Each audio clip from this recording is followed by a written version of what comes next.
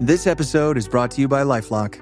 Not everyone is careful with your personal information, which might explain why there's a victim of identity theft every 5 seconds in the US. Fortunately, there's LifeLock. LifeLock monitors hundreds of millions of data points a second for threats to your identity. If your identity is stolen, a US-based restoration specialist will fix it, guaranteed, or your money back. Save up to 40% your first year by visiting lifelock.com/podcast.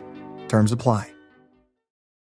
The number one selling product of its kind with over 20 years of research and innovation. Botox Cosmetic, onabotulinum toxin A, is a prescription medicine used to temporarily make moderate to severe frown lines, crow's feet, and forehead lines look better in adults. Effects of Botox Cosmetic may spread hours to weeks after injection, causing serious symptoms. Alert your doctor right away as difficulty swallowing, speaking, breathing, eye problems, or muscle weakness may be a sign of a life-threatening condition. Patients with these conditions before injection are at highest risk. Don't receive Botox Cosmetic if you have a skin infection. Side effects may include allergic reactions, injection site pain, headache, eyebrow and eyelid drooping, and eyelid swelling. Allergic reactions can include rash, welts, asthma symptoms, and dizziness. Tell your doctor about medical history, muscle or nerve conditions including ALS or Lou Gehrig's disease, myasthenia gravis, or Lambert-Eaton syndrome, and medications, including botulinum toxins, as these may increase the risk of serious side effects. For full safety information, visit BotoxCosmetic.com or call 877-351-0300. See for yourself at BotoxCosmetic.com. Choosing a bottled Starbucks Frappuccino drink that's all flavor and just 100 calories? Easy. Choosing between creamy vanilla, double chocolate, and sea salt caramel flavors? A little harder. Try the delicious new Starbucks Frappuccino light drinks. Look for them wherever you buy groceries. Start with Starbucks coffee. Achtung Millwall podcast supports the Lions Food Hub, dear listeners, and you can do too by getting yourself an Achtung Millwall t-shirt from noonelikes.co.uk, also known as Nolu Clothing. They've got a wonderful Achtung Millwall t-shirt on there for £15. At least £8 of each sale goes to support the Lions Food Hub, which does fantastic work for families in and around the South East 16 area. Show your allegiances on the podcast front, dear listeners, by getting yourself an Achtung Millwall t-shirt, and by doing that, you'll support the wonderful, the brilliant Lions Food Hub. Noonelikes.co.uk, Achtung Millwall t-shirt, £15. Check it out.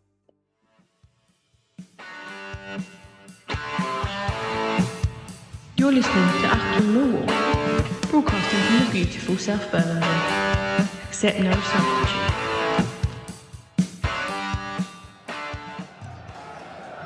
Hello, good afternoon and welcome, dear listeners. Welcome to the final home league game of the 24-25 season. My name is Nick Hart. You are tuned in to Achtung Millwall, the number one Millwall podcast, of course, and you join us in the most dramatic of circumstances. Millwall's final home league game of the season up against Swansea City this afternoon. And obviously everyone's got eyes for what's going on elsewhere. It's the news as the teams come onto the pitch is that Coventry have got themselves beaten at Luton 1-0. So I'm just looking at the league table, dear listeners. Lions sit in 8th position going into the afternoon's fixtures on 63 points. Middlesbrough above us on 63 on goal difference. Then Coventry on 66 in 6th spot, but with one game less played now, or one game more played rather. So the Lions need a win. That's a prerequisite. Nothing else is going to happen if we don't win this afternoon. But with Bristol City going to Leeds on Monday night, the expectation must be that the season is very much alive, subject to the football gods' amusement, dear listeners. And this is Millwall. All of us are scarred by the memory a few years ago of that home shellacking by Blackburn 4-3. So anything's possible. Your Millwall team this afternoon, dear listeners, an unchanged 11. George Evans continues in goal. The back line, Tristan Kramer, player of the season, Jaffet Tanganga, Jake Cooper next to him in the central defence. On the left, Callum Sturge, Zach Sturge, not Callum Sturge. I'm going to make up another person. Zach Sturge. In front of them, Saville and Denoy in the central midfield positions. Kundal and Aziz on either side of those two up front. The increasingly dangerous twosome Mihailo Ivanovic, score of the goal of the season, and Josh Coburn. Season comes down to this, dear listeners. Win today, win next week, and continue to pray that the football gods on their Mount Olympus smile upon our good fortune. That's what it all comes down to. Swansea in their traditional all-white kit, I see out there. Lions in dark blue and white as per normal. It's a sellout den. Pumped up crowd, psyched crowd. General air of frenetic, almost touching the electricity in the air. We need a win by any means necessary, dear listeners, to coin a phrase. Big shout out to Japhet Tanganga, deservedly won the Player of the Season award. So I was there in the week at the club end of season dinner. Big shout out to everyone that was there. Big thank you to the MSC for supplying the awards and their arranging for the hospitality and so on. Really nice evening. Goal of the season was Mihailo's shot at Luton. That beautiful long ball forwards, take on the chest and volley into net. Deserved goal of the season, I thought. Looks like the Lions are lining up to attack the away end in the first half, as per the teachings and dictums of our dearest Venerable Bede back there in the Archbishop of Canterbury in Jarrow Monastery, the Anglo-Saxon Chronicle days of the 9th century England. Millwall shall attacketh ye away end in ye first half, he wrote. Wise words, Bede, I say. Swansea attacking a cold blow in the first half. Let's hope that Swansea are on the metaphorical beach. They book their Ryanair air flights out of Cardiff Airport and to various holiday destinations around Europe. Let's hope. Away we go. Big shout out to Matt Nash and his brother Lawrence. Caught up with them in Mel's Cafe on the Alderson Road for a cup of tea just before I came into the ground, listeners. And we're trying to analyse the reasons why Millwall tend to collapse under the weight of psychological pressure in big-time situations. I mean, we've all seen it over the years, haven't we? It tends to be either playing collapse or combination of playing collapse and riot off the pitch, mayhem. The whole thing goes down the Swanee River. This is the 35 on the right side. That's going to be a right-sided corner for Swansea on 3 minutes into the game or so. Why is that, listeners? Why are we the underdogs that can never handle the big-time situations? Big games where we've succeeded, I suppose. You'd be talking about the semi-final at Old Trafford back in 2004. Ones that spring to my head. I suppose the playoff finals, 2010, 2016, 2017. But there's some deep-seated scarring. In comes the corner, it's headed away at the near post, up and away. Ivanovic, ball breaks. This is Campbell, but no one with him, unfortunately. That's a lovely ball, through to Coburn, what can he do? Coburn, scuffed at shot at the last, Aziz was behind him wanting.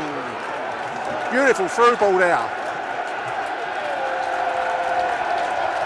Unlucky Millwall, that was an unfortunate last-minute scuff. Early opportunity for Millwall, probably should have done better there, listeners, in truth, but the ball scuffed at the last moment and goalkeeper collected easily. Well, block one is full up, listeners. I've got maybe 2 seats clear of me, which is how I like it, as you know. You have an insight into my psychology. I like a bit of space around me. But it's a sellout. Incidentally, I had a chance to speak to briefly with Femi Aziz. What a nice boy. Really came over well. Dressed in a very dapper way. Bow tie and kind of white James Bond style dinner jacket. And Billy Mitch, lovely boy. Kind of boys you'd be happy if your daughter brought them home for Sunday lunch. Those kinds of kids. You know what I mean, listeners? You do know what I mean, don't you? This is Femi. Going down the left side, he's got 3 white shirts with him. Got into touch, unfortunately. Ball breaks, this is Joe Saville. Referee lets play go there. I thought Ivanovic might have been balked slightly, but Saville picks up the rebound. The referee lets play flow. Ball into the middle, that's battered away by the goalkeeper. Panic stations, dear listeners. That was an ordinary looking cross. The goalkeeper misjudged the flight slightly, couldn't get a full grip on it. Almost fell into the path of the oncoming Tristan Kramer. It's going to go for a right-sided corner. It's big-time atmosphere in here, listeners, I tell you that much. Big-time situation. I think with the stakes that are on the table here, potentially a shot at the playoffs. If we win, and win next week. Incidentally, Burnley put 5 past QPR just to dampen your enthusiasm. The ball into the middle, it's collected by the goalkeeper as Cooper and Tanganga in the mix-up. Yeah, they put 5 past, or 4, might have been 4 past QPR when I looked at the scores pre-match. So we've got to go there and beat them. But then Leeds play Monday night. They might be able to seal it Monday night with the Championship. That might take some of the sting out of Burnley. I don't know. As I keep saying, we need the football gods to smile upon us in their high Olympian clouds above Bermondsey, playing chess with the lives of the mortals like me and you, and Millwall Football Club. Kramer on the right side finds Coburn in a tussle with the defender there. He's penalised to the disagreement with the Ducker stand, the East stand. 14 minutes. They deferred on that decision, listeners. Demurred. Not deferred. Speaking to Billy Mitchell at the end of season of all thing, Bash. He seems generally excited to be playing under Alex Neil. Really came over well. Billy. It's a throw-in for Swansea over on the far side from their own penalty area, left side. Yeah, spoke really well about Alex Neil. I think the whole squad spoke well about him. Now I know that, they're not going to say bad mouth their manager, are they? But it did seem genuinely put. I think all of the players get a sense with Alex Neil that they can be developed into be more than what they are at the moment under him. This is Jill Saville, wins the ball back.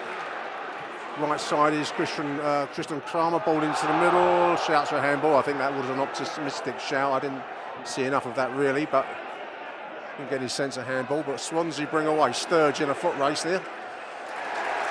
Shoulder charge, referee lets it go. We'll miss that if we ever do get into the Premier League. That kind of allowing play to flow like that. Skills from Jill Saville, keeping possession in midfield. Mill spread the ball wide. This is Christian Kramer now. We're on 15 minutes. Inside is Cundall. This is Sturge. Will he have a go? He will. Shot was low and hard, but straight into her body, unfortunately. Swansea just getting more of the ball in recent minutes, listeners. They're coming down our right side at the moment. Possession in our half. Not really looked dangerous so far. We're on, 22 minutes, halfway through the first half.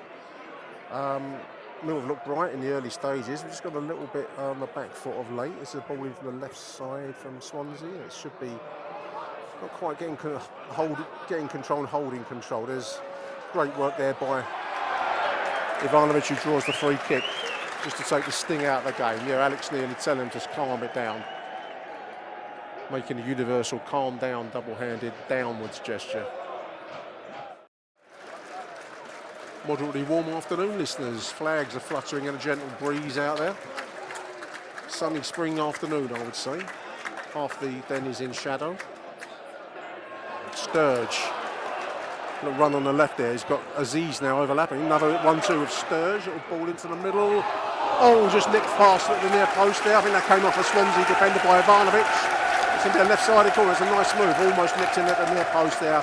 Ivanovic, but the defender got enough on it to make that into a left-sided corner. We're just coming towards 24 to 25 minutes there, listeners. And it comes. Deep one. Tanganga goes flying. There's a header on target from Jake Goob. Not enough power, and it was straight at the keeper. Tanganga sprawling now. Swansea back in numbers. So this breaks now to Josh Coburn. This is Jill Saville. His shot. Should have put Femi Aziz in there, listeners. He took a shot from the edge of the penalty area. It was over the bar. Femi wanted. He knew it as well. Long ball down the middle. There's Coburn getting his shirt pulled off his back almost. Mill do win possession. This is Kramer now on the right side. It's going to go for a corner. Took a wicked deflection off the back side of the Swansea man there. Right-sided corner, Millwall. 35 minutes, listeners. Aziz and Ivanovic are in the 6-yard box. Kramer, Tanganga, Cooper on the penalty spot. And it comes deep. Overhead kick from Tanganga, Pele style. Unfortunately, it breaks. This is the 35. Only Sturge's back room. He's doing a manful job of escorting him out. He gets beaten, unfortunately. 35 breaks free down the right side. And a dire ball forwards. Absolutely terrible ball forwards. Through to George Evans. Well, I would say on the balance of play so far, Mill not exactly knocking on the door, but certainly loitering on the driveway of Swansea. Do they have driveways in Swansea? They might have like terraced houses off the streets. But anyway, we're lurking at the end of the drive to go a bit suburban. All falls to free kick there. Saville takes a little tumble as Mill were trying to play some dainty football just outside the Swansea penalty area. Very much old school John Docherty play your football in the last third of the opposition's pitch. I like that style, listeners. Jack Charlton style, John Docherty style. Free kick. Ivanovic is clearly the man of the moment. It's probably 3 or 4 yards right of the D. In conversation with Joe Saville as to what to do here. I would think an Ivanovic shot here, listeners. We haven't really had a direct effort to test this goalkeeper yet, so the Swansea players laying down. What a strange position that is to take up behind the wall. Here we go, Ivanovic. No, he feints. It's going to be taken short. This is Aziz blasted into the mix, into the bodies there. Blasted in from denouement. It falls to Aziz. It runs to the right. 1-0 Millwall! Joe Saville! At the right post!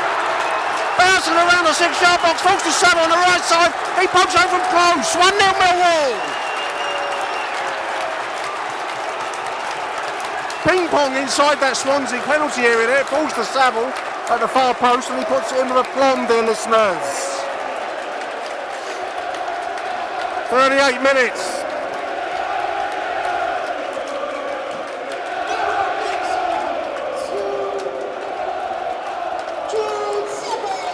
Joe Saville, it's kids' takeover day, listeners. Incidentally, do have a look at the interview between the two kids and Ryan Leonard and Jake Cooper, which is wonderful entertainment. Two youngsters interview them on Mill TV if you're a subscriber. High entertainment. Two very confident youngsters there, whoever's kids they are. Well, the den is ablaze, listeners.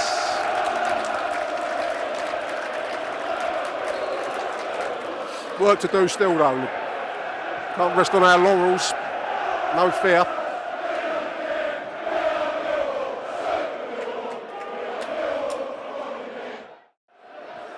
The ball nodded forwards. This is Coburn in a battle. He's trying to break past his man there. The 5, he does. Still keeps possession somehow. Back to denouement. He puts a deep ball into the far post. Femi Aziz hits the post. Oh, puts wide from close. Further downwards from that cross from denouement. So Femi who hits the post. And puts it wide from the rebound. 40 minutes, wow. All right, mate. Stupid season this is, isn't it? Oh, fucking hell.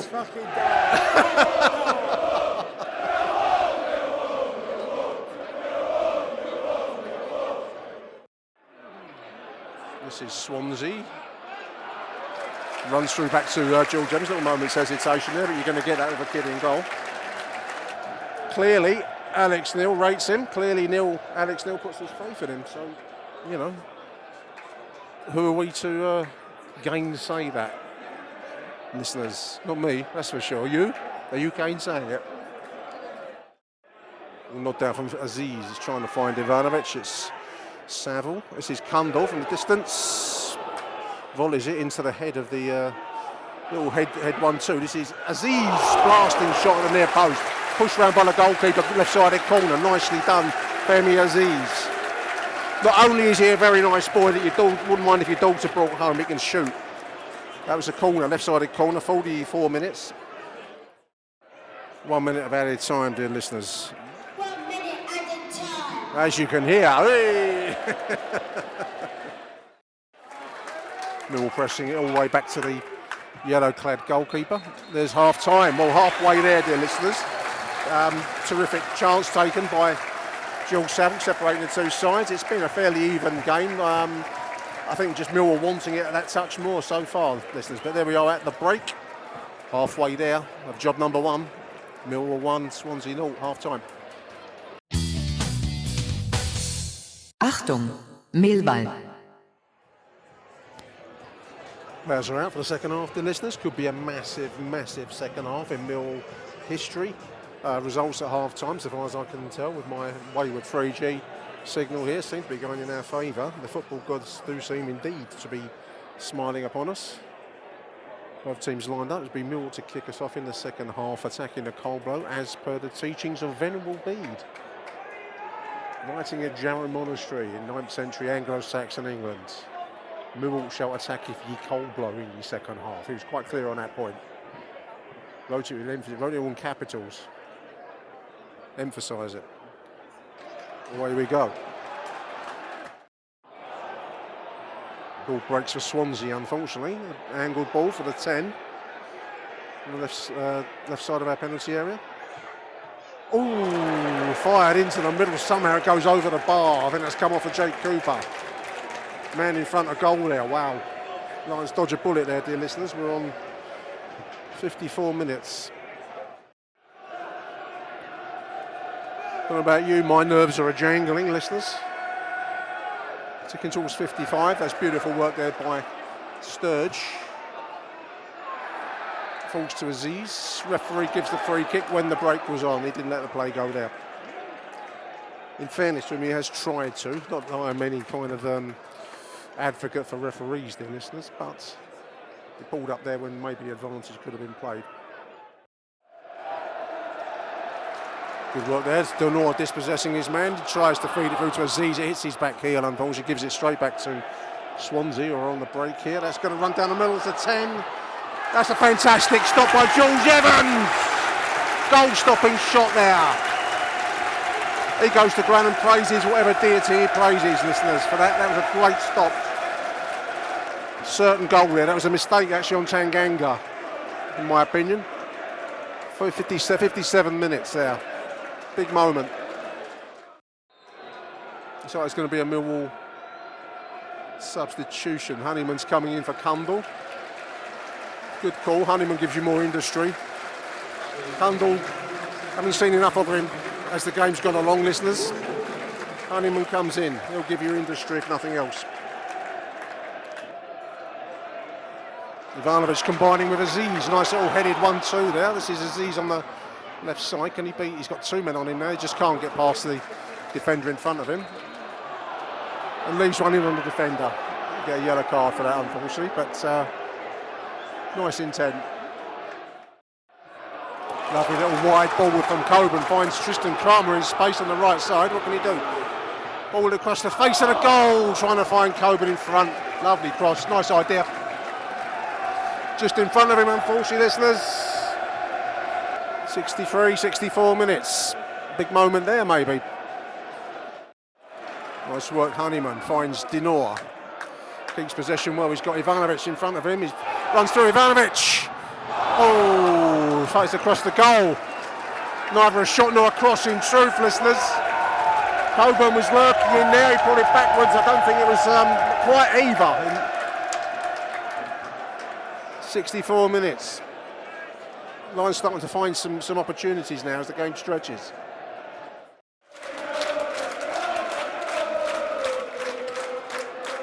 Swansea on the attack amidst the England chant on the right side.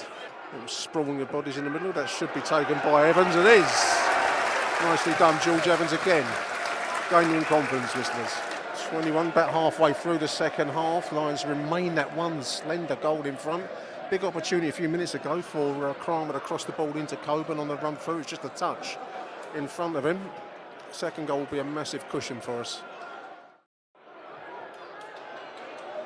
68 minutes, ball into the middle. That's a great save. Near post header as the ball's angled in from the left side. Brilliant save by George Evans. Push round for a corner, listeners. Always stepping up to the plate, I can tell you that much. 68 minutes, left-sided corner for Swansea. In it comes, there's a deep one. Flapped away from him, but still in play. Looks like Tanganga's gone down. He took a slap and a mush, I think. Maybe as Evans was going for it, I'd have to see that again. Tanganga coming off the field and received treatment. Looks like he's had some work done on his nose there, listeners. I wonder if George Evans going for that ball there maybe caught him. Back in play. Crossing from deep, bouncing around. No Tanganga in the middle. Great block there by Sturge. It's still in play. It's on the D. That's took a deflection over the bar, left-sided corner. Come off of Sturge, who's gone down now, listeners. He was talking to Matt and to his brother Lawrence earlier on in the CAF, and they said, "Are you going to do anything over the summer?" I think my first job is going to be take it very, very easy once this season's finished. It's become very fraught and frenetic, isn't it? I think I should do like a large slice of nothing over the summer months. This is a substitution. Looks like it's going to be Ida Morimaku coming in. This is Swansea on the attack now. Nice speedy attack down the flank. There's the 9. He can't take and turn. He's trying to do a spin turn. Couldn't get away from him. We're living on our nerves, listeners. That was in front of goal whilst he couldn't get the ball under control there. There's about 13 minutes to go. I wish it could be sped through to the finish right now, dear listeners. Nerve-wracking stuff, honestly. Ball in from the right side, the 9 just couldn't take and turn. Would have been a goal if he'd got any kind of control on the ball there. In it comes, that should be Evans, he punches it clear. Oh, flick header wide. That might have been, I thought they looked very close. The ball was headed back into the mix and the Swansea forward caught a flick header on it and went wide left. How close that was from my angle is hard to tell. Bloody hell. All I keep doing is checking my watch, listeners. 11 minutes though. This is Swansea now, 31. Ball wide left. Great stop down low by George Evans. Shot fired in from the right side. He's got a hand down to it. It's gone for a left-sided corner. The boy's keeping us in it at the moment. Evans moves Aziz into the near post there, telling his men what he wants. Good to see that confidence coming out. He's got a Rooley's penalty box. Another tense situation. There's a corner in from the right side. That should be bouncing around. Oh, and it runs through to the keeper from the midst of arms and legs. Reminded me of the old Andy Cap cartoons. Any older listeners might know what I'm talking about, where Andy would be having a fight in the street and all he had was a cloud of dust with arms and legs sticking out of the cloud. That was what that moment reminded me of, dear listeners. 10 minutes, blimey. How long can we do this for?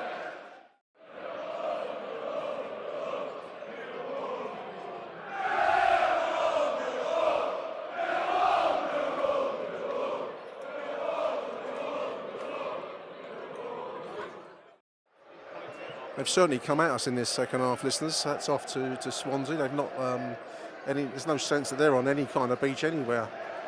This is one of those very cold Welsh beaches. You want to run around a lot to keep warm.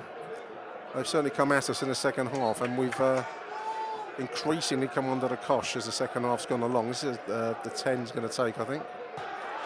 Proof cleared by Cooper. And up in the air. Kramer trying to put the ball forwards for Aziz, but it hits the back of Honeyman's head. 5 minutes to go, 85 minutes.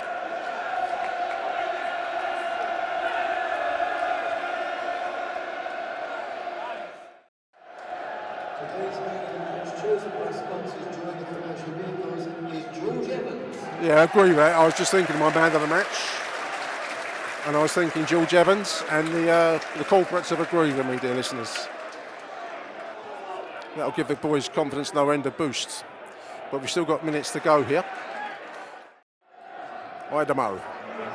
Ball wide, this is Kramer, what can he do? Tristan Kramer into the box. Shots over the bar.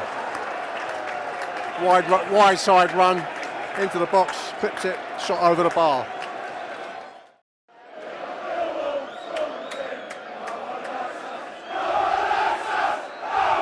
Well, it's within touching distance, listeners, now. This is amazing run of wins. But we've still got however much added time is added at the end of this little affair. This is Ivanovic. 6 minutes. Oh my giddy aunt, 6 minutes. Fucking hell. They got like this skipping road skipping road. That's what they got. Oh, they have, yeah. Oh dear. The stewards are lining up, ready for the end of the game, listeners. It's lumped into the middle. It's headed loose. This is the 31 on the left side. Blimey O'Reilly. It's bouncing around down there. Idemo does a great job of hoofing it high into the stratosphere and away. But to a white shirt, unfortunately, they're going to come at us again. Ball played out wide. Femi Aziz, what can he do? On the right, ball, Wintle runs forwards in front of him. Into throwing.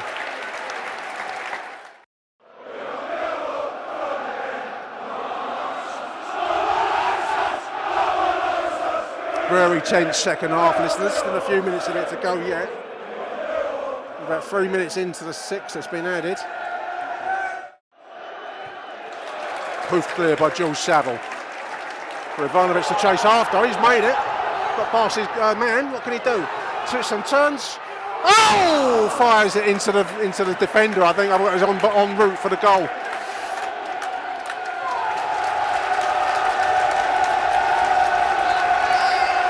How long's this going to go on for, dear listeners? Blow that bloody whistle, referee. It's a free kick for Swansea. Keeps it in. Swansea on the attack. Ball into the middle as Jake Cooper gets his head there. Ball's bouncing around. Overhead kick wide left. We'll make it the 6 minutes. Must have gone past, listeners. That's whether added time the referee wants to put on this.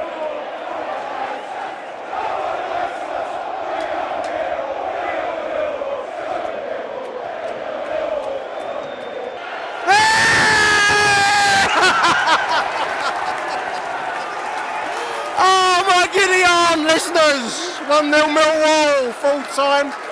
Few kids run on the pitch. What a result, what a long, eternal second half. Man of the match, yes. George Evans made some critical saves to keep us in it. We roll on to Burnley, dear listeners. Wow. We'll be back after these messages. Achtung, Millwall. Well, dear listeners, I don't know about you. I feel mentally exhausted after yesterday's exertions at the Den. Joining me to chew over what was, in the end, a fantastic result after a gnawing second half of tension is show regular Graham Payne. Graham, that second half, you don't be doing that too often in your life, mate, do you? No, you know what it took me back to, Nick? I think the FA Cup semi-final against Sunderland, the second half. Yes. I kept looking at the clock and the clock wasn't moving at Old Trafford. I kept looking at the clock yesterday and I thought, oh my, it was just one of them things where you just think they're going to score. You've got it, I've been there so many times.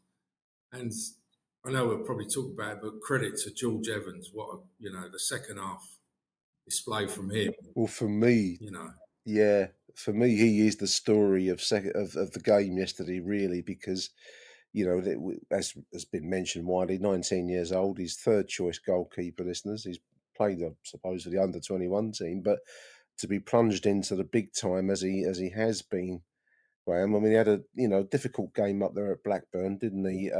Which I don't think he was at fault at up there at Ewart Park. I think his his defence probably let him down there more than he, embarrassed himself. 4 goals conceded. It's never nice for a goalkeeper. Did well against Norwich. Wasn't really tested, but he was certainly tested yesterday because there was a series of big chances for Swansea in that second half. And as ever this season, you kind of left, bemoaning the fact that we can't take the chances when they come our way, because we actually had a few decent chances in that first half, as well as obviously Jules Saville's goal, Coburn's one. I've just been looking at it before you and I spoke this morning. Put through the middle, and he kind of scuffs his shot and produces a nothing little tap to the goalkeeper. And Femi Aziz hitting the post for that header, and then the rebound couldn't get hold of. We did have our moments, didn't we, to score, and that would have given us that wonderful cushion of a second goal. Yeah, that's right. Not the way Millwall do it. It's not always got to be the hard way, isn't it? Always. But it was magnificent show by George Evans. I mean, some of the saves he made, um, a top draw saves yesterday, and they really came at us in that second half. Swansea. I always thought it was going to be a tough game. They're a decent team, and they did come at us in the second half, didn't they? Well, I didn't know. There's only someone. They'd won their previous 5. I think they'd only let in 1 goal. And I think the save, the one where the guy was through, the first save, I think that gave him so much confidence. George Evans. Yeah. And then the 2 other saves, I mean, the header and then the shot, because the guy shot, and that's right behind, I was sitting right behind that, and I thought, that's going to go in the corner, and he tipped it round the post. So, brilliant for him. And hopefully that could make him now, couldn't it, that second half? Well, I thought you made the point about gaining confidence. What I really noticed, because especially in the second half where I sit, I'm almost on top of the the away end penalty area. But I was really struck by Evans directing his defence. He actually almost physically dragged in Femi Aziz to the near post, literally pulled him nearer to the near post at one point, and went out for a punch, which I think caught Tanganga on the nose, put him down for a bit, whilst he had his nose packed out. But I thought they're fair play to the boy, because 19 years old, you're having to manage and dominate your own penalty area in front of some fairly big personalities, some seasoned defenders in Tanganga and Cooper and Kramer, all played at a decent level, and you've got to come in and make it your own. And I was really struck by the fact he seems to be coming along really fast. He's clearly a talented goalkeeper. You saw that with the instinctive saves, Graham, but that domination of your own area is the next level for a goalkeeper, isn't it? Yeah, I mean, I think people have said it on here before about Tanganga doesn't really communicate with his goalkeeper as much. He's not cuddly on the field. He seemed like a very nice bloke. Yeah. When I went to the dinner in the week, he seemed like a really nice bloke. But I think once it's a bit like when some people get behind the wheel of a car, they acquire a second personality, a game face almost, and that's him. So I think you have to, and I think he almost respects the goalkeeper that comes out and lays down the law. Yeah. And I was really struck by that with George Evans yesterday. It's the toughest part of the game, I would think, for a goalkeeper. Yeah, especially at that age, he's coming because of obviously circumstances, and thrown in the deep end at Blackburn. As you said earlier, I don't think any of the goals were his fault at Blackburn, but that's not up there. No, no. Display was brilliant. The goal was, it was a ping pong ball in the penalty area. We had a couple of chances, which, as has bedeviled us this season, we get chances, but we don't necessarily take them. But when it did fall to George Saville, after a bit of ping pong, the place exploded. The atmosphere was brilliant yesterday, and when that goal went in, it felt like a release of emotion all around the den, Graham. It was that crucial first goal. It does seem that we find a way to cling on to a lead once we get in front. It's just getting there that's the hard thing for this team. But that was a nice finish from a bit of speedy kind of ping pong play in the Swansea penalty area. Yeah. But it's we did have other chances, and there was as I said, there was the header for Aziz. A couple of moments where I think Saville took a shot on in the first half where Aziz was free. There was a couple of moments where I think he wanted the ball, and they just weren't playing him in. And easier chances maybe with rather than going for the glory, they lay it off to Aziz. So I think he was a bit frustrated, and obviously that was his big moment, hitting the post, and then kind of he almost screwed the rebound a yard wide. Second half though was mental torture, Graham. I think we did have a couple of moments, but it was pretty much relentless Swansea pressure with a couple of moments of illumination for us. I think Coburn should have done, but there was a crossing from Kramer, maybe late in the second half, where it was just in front of Coburn. It wasn't his best day yesterday, Coburn, but he was a physical striker, but just wasn't his day yesterday, was it? No, but he had probably the 2 best chances in the second half. Kramer, where he was running up. He did. Yeah, he made that second run. One, I thought he put it away, and he put it over the bar. He didn't seem to really... He got underneath it. Yeah. Yeah, got underneath, went over the top. What a player he is. I mean, what a find. I hadn't heard of him before he came to us. No. But he really, playing out of position again, Graham, right back again. He seems to love it you down know, the den and all. The interaction with the crowd all the time, and he's really. He does seem to love it, doesn't he? Yeah. And the other guy, Zach Sturge again. I think if he's available, some people are saying on a free transfer, we want to get in and try and get him. Well, again, another boy that seems to be loving it. He seems to really, really enjoy the big dead atmosphere. I mean, I know we're at the crescendo of the season now, so full house yesterday, but the atmosphere was electric inside. And I think these players, this is what you must live for if you want to be a professional. If you don't, you're probably in the wrong business, aren't you? But he seems to be responding to it. He really, really looks a prospect for me, Zach Sturge. Yeah. So hats off to the recruitment team for finding these players. Wasn't the most fruitful of days going forwards yesterday. Stories more missed chances apart from the one goal, but somehow this season grinds along, Graham, doesn't it? I mean, all I'm doing, I don't know about you, is looking at the table calculator for next week, playing in every nuance of result that I can think of that might make a difference. Basically, we need a win up there. We've got to go to Burnley and win, and it's still not entirely in our hands. But presuming that Bristol get beat on Monday, which again is not, we can't control that. But if we get a result at Burnley, then we just have to hope that the results just go slightly in our favour. Yeah. Anything other than the win, and we can start thinking about Ryanair and getting going to Faliraki or somewhere, Graham. Yeah. Not you and me. You're a nice bloke, but I don't like you that much, mate. Yeah. I think, as you say, I think there's no ifs and buts. We've got to win, and then there's a result. Another result. I mean, Coventry's playing Middlesbrough, so hopefully that'll be a draw. And if we get the win, that should do it. I would have thought.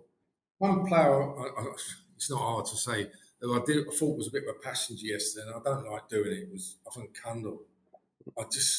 Well, we look better when you get replaced with Honeyman. Honeyman gives you industry. And, I know he's had his critics as well, George Honeyman, but whatever else he may lack on the, I don't know, the quality side of the game, but he certainly makes up for it. Jimmy Abdou style, Graham, with his running. And, of course, that's what wasn't happening yesterday with Luke Cundall. So I'm not sure about it myself. It's the wrong time of the season to be really, digging players out. But I much preferred it when Honeyman came in and gave us that willingness to run and run and run, and we were just a little bit short on that side, I thought, yesterday. Aziz was unlucky. I mean, he does do the tracking back. I mean, for a talented player, I think he does the work side of it. He does. But I think that's the issue with Cundall. I mean, I wasn't seeing the quality, and I wasn't really seeing the industry particularly. So I think he's a weak element at the moment in the side. Alex Neil seems to like to stick to a consistent 11 where he can, so we might see him start at Burnley. I don't know. I just wanted to pay tribute to Alex Neil, Graham, because as others have said, maybe he's our signing of the season, because to have come in when he did and produce this player, we don't know how it's going to finish yet, listeners. We're all hoping for the best, but it could easily go south on us next week, so to speak. But to have us even with a shot, Graham, is up there with the big achievements in the club's history, isn't it? In my opinion, definitely. I mean, when he come in, it was a bit of a sticky start, but and then there was a cut. I remember the Hull and the Cardiff home games, and then I think the turning point was probably the Luton and Portsmouth double win in the week, and then he's kicked on from there. And I think you're right; it probably is the signing of the season. Really, yeah, that's right. I just had a message, listeners, from Lee Harvey. Big shout out to Lee. He's just been thinking, after John Docherty, Mark McGee, George Graham, and now Alex Neil, Graham, should the club adopt a Scottish managers only policy? And he's got a little whiskey glass and a saltire flag. My only answer to that, Lee, is Willie Donachie. Maybe I was going to say Jimmy Nichol, but he wasn't Scottish, was he? Irish.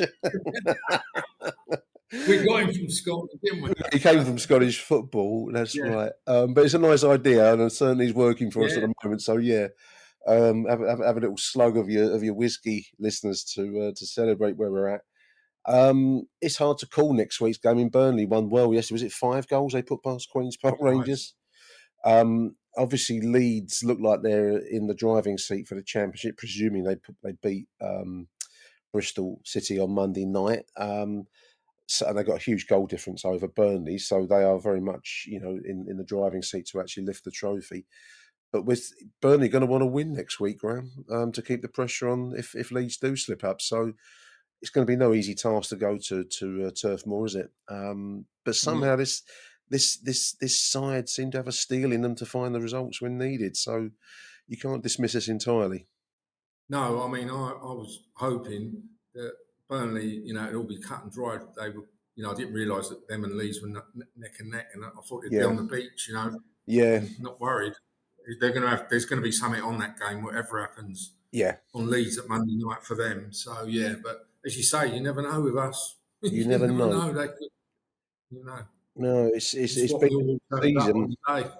Hell of a season, Graham. When you think back to the start, and in fact, that was at Bristol City when I went down there to back under Neil Harris. It's been an incredible roller coaster ride, and we don't know where it's going to finish yet. So, just looking at Alex Neil's quote after the game, which I think is true. He says we need to play better next week. I think he's hit the nail on it.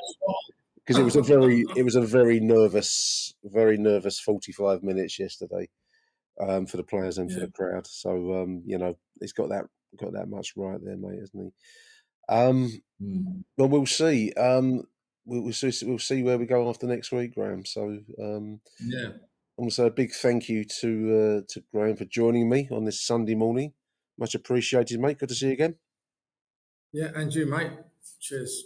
And fingers crossed going to Burnley on Saturday morning, 12 or 12:30 kickoff, just in the afternoon. Listeners, keep your fingers crossed. But buckle up, they say, Graham, don't they? Buckle up. Thanks for listening, listeners. Until the next edition of Achtung Millwall from me, Nick Hart, it's a mentally exhausted Arrivederci Millwall. Bye for now. Hello, Nick. Digger Dave here, just calling in off the back of that 1-0 win today. Remarkable 1-0 win, really, against Swansea. I wasn't going to go, actually, believe it or not. I wasn't going to go because I feel like sometimes I jinx things. When I turn up, we always have a bad game. But my son ran a mini marathon this morning, and along with a few other Millwall kids, actually. Certainly I saw a few shirts while I was out and about. And I thought, do you know what? I'm just going to dive in on the way back and see if I can get a ticket. And lo and behold, I managed to get one. 3 minutes before kick-off. Managed to get a ticket from the ticket office and managed to get a seat in Coldblow Lane, which is something I haven't done for a few years. Anyway, on to the game. I think we've done a really good job in the first half of containing Swansea, and they didn't have a great first half, I don't think at all. Second half they came out swinging, didn't they? And I think our efforts sort of proved a little bit in the second half, and we were either a bit low on energy or running out of puff or whatever. But I think my only complaint really is that in the days we didn't get a second goal. The one I sort of... It was a couple really, wasn't it? I mean, Ivanovic had a really good chance and he dragged it well wide of the goal. And the other one that springs to mind is Kramer. He sprinted down that side of the pitch. So he was probably blown by the time he got there. But yeah, unfortunate really. But at the end of the day, we got the win. That's the thing we need. The other thing I think that's going to be talked about a lot today was the kids on the pitch at the end. I've seen that for years now. And what always amazes me is the club always puts out a statement saying, oh, no, we can't have it. And then when it comes to it on the day, you've got stewards literally letting kids walk straight past them without even stopping them. So it doesn't make sense, does it? I don't know if they do it for social media or whatever. I have no idea. The win's the most important thing, isn't it? And we've taken it to the final game, which is all we could do. Come on, you Lions. Morning, Nick. Just Adam Wicks here, just leaving my thoughts after yesterday's excellent 1-0 home victory against Swansea. I think we're sort of at we're like the Black Knight from Monty Python and the Holy Grail. No matter how many injuries we get, limbs cut off, we're still there on our stumps, threatening to bite people to death and succeeding somehow. It's amazing, isn't it? We really are a team, I think, probably getting fashioned in Alex Neil's image at this point, where we are just well organised, disciplined, gritty. We can play football when we need to. Yesterday was obviously a game where we didn't play as well as we did against Norwich. Swansea are no mugs. They can obviously knock the ball around very well, and they're in really good form. We didn't create a hell of a lot, but we took the one sort of pinball opportunity that came our way, and then we were able to see the game out, weren't we? And it's the players really dug in. A lot of them are out on their feet at the end of the game. I don't know if denouement's been carrying a knock for a while, but he looks like he's in absolute bits. Aziz was struggling towards the end. It was nice to see Honeyman get on the pitch. I've got a lot of time for the energy he brings and just the experienced sort of shithouse nousery around the pitch, where he just wins us niggly little free kicks just to break the game up. Was exactly what we needed at that point. Defensively, we looked reasonably solid. I thought Sturge had another good game. If we've got him on loan with a view to taking him on because his contract's out at the end of the season, I really hope that those conversations are already happening, because he looks a more than capable deputy to Brian and potential long-term successor, I suppose, due to his age, depending on how he develops. I thought George Evans did what he needed to do in goal. He had a pretty decent game, didn't he? Made some good saves. You can see him getting more confident game by game. Made some decent saves, commanded his box, very quick off his line, I've noticed, which got us out of a couple of situations once or twice. Really well done to him. Just well done to all the players. I couldn't, that's a classic game for us, wasn't it? One that we'd normally blow up on, and we didn't. So hopefully that's that sort of little hoodoo of ours put to bed, and we know we can see these games out now. I think I'm still, obviously, even though we're level on points with sixth, we've got a ridiculously hard game next week, and things need to go in our favour to a huge degree. Stranger things have happened in football. I still can't quite see it. I can't see it happening, but then maybe that's one of the reasons why we've actually done so well, is that no one really truly believes we're going to see this one all the way out to the end. And regardless of what happens, I think it just bodes, the way we're looking at the minute, just bodes incredibly well for next season and the future. We've got over that hump, that sort of, or we seem to have got over that cycle of coming up from League One, the squad ageing, us not replacing them well enough, and then eventually us just running out of legs, journeyman players not giving a crap, and we end up going back down to League One. And we seem to have, finally broken that cycle where we've come up with a decent team of honest pros, and we've, over a period of time, kept some of them around, but also brought in and through a number of younger players. And I think it just looks fantastic. I'm really excited. I'm really, really excited for next season. Just, a full season of Aziz. I mean, Aziz pretty much only had half a season where he's sort of been on, where we've sort of seen the startings of his potential. Negley looks promising, doesn't he? Ivanovic, again, has really kicked on since Neil's come in. I hope we can sign someone to play up front with him. Kramer obviously looks like an absolute Rolls Royce of a player. We've seen an emerging left back. Billy Mitchell looks like a new player, a fantastic player. It's just really exciting times, isn't it? That's without talking about your Bangura Williams and other potential players that are going to kick on. So, you know, I've really enjoyed this season. I've really enjoyed watching some of these players develop. It's really pleasing watching players on the up rather than on the down. And yeah, good time to be a Millwall fan. Anyway, on to Burnley, and we shall see what happens. Come on, you Lions. Nico, Bobby T. Well, God is a Millwall fan. Miracles has happened, might happen, but whatever happens, England won, you Welsh wankers 0. What a game of two halves, really. We are virtually not in the promised land. We've got a lottery ticket. George Evans, salute to you. You've come in, academy player, man of the match by far right. But second half, why did we close shop? We could have been 4-0 up at half-time. But I don't care. It's not on our hands, Nick Hart and Millwall. Bobby T's happy over the moon. We scraped the win.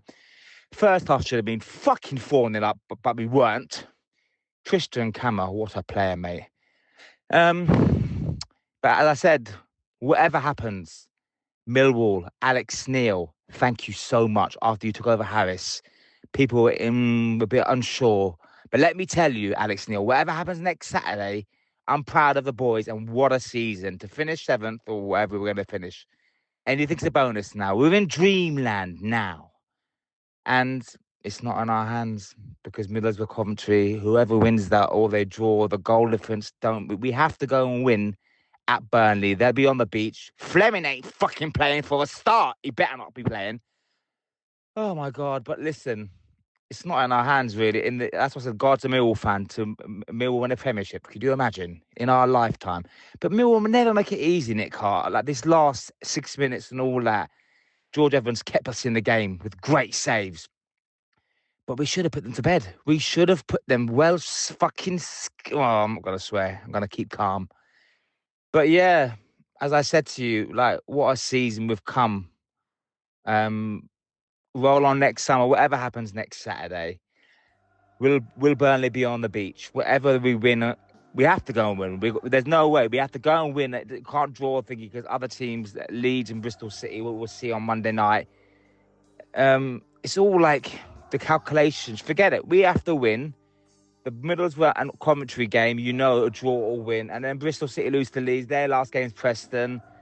Blackburn, fuck me. Where they come from? Roy the fucking Rovers. Anyway, I'm happy. Great season, Alex Neil and the boys. Love you all. Achtungmillwall. Next Saturday, I'm not going Burnley. If we get there, Sheffield United in the playoffs. In the final against the Black Cats. And we win. Oh, my God. Bye for now.